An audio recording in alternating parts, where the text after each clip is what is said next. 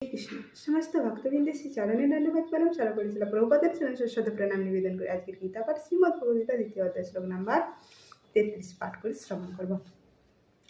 অথ চত্মমিমং ধর্মং সংগ্রামং ন করিষ্যসি ততঃ স্বধর্মং কীর্তিং চ হিত্বা পাপমবশ্যসি।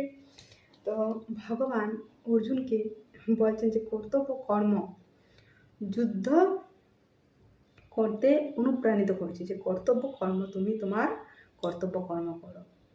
এই কর্তব্য কর্ম মানুষের খ্যাতি লাভ হয়, আর সেই খ্যাতি অমর হয়ে থেকে যায়। তো ভগবান সেটাই বলছে যে কর্তব্য কর্ম যে কোনো পরিস্থিতিতে নিজ নিজ কর্তব্য নিজে সেটা করণীয়, সেটা থেকে বিচ্যুত হওয়াটা উচিত না। এর আগের শ্লোকে ভগবান বলেছেন যে যদি ছায়া মানে ক্ষত্রিয়দের না চাইতো যদি যুদ্ধ আসে সেটাকে বরণ করা উচিত। তো সেটাই এর আগে প্রথম অধ্যায়ে অর্জুন যুক্তি দেখিয়েছেন যে পাপ হবে আমার যুদ্ধ করলে, আমার অনেক পাপ হবে। ভগবান এইখানে তিনি বলছেন যে কর্তব্য কর্ম না করলে আরও তার বেশি পাপ লাগবে, বেশি পাপ হবে।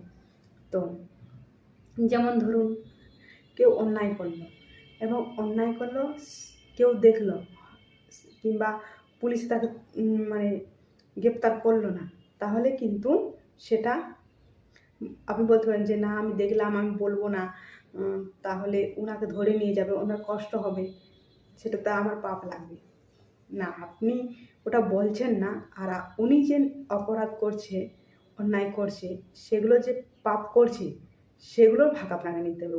আপনি দেখেও যদি না বলেন তাহলে সেটা আরও বেশি পাপ হবে। ওনাকে পাপ করার জন্য তুমি সুযোগ দিচ্ছ। তো যেটা পাপ হচ্ছে, অন্যায় হচ্ছে, সেটা জানাতে হবে, বন্ধ করতে হবে। সেটাই ভগবান এখানে সেরকম বলছেন যে কর্তব্য কর্ম থেকে যদি বিচ্যুত হয় সেটাতেই পাপ হবে। তোমার কর্তব্য কর্ম তুমি করো। তাই প্রত্যেকের কর্তব্য কর্ম ডিউটি নিজ নিজ করাটা উচিত।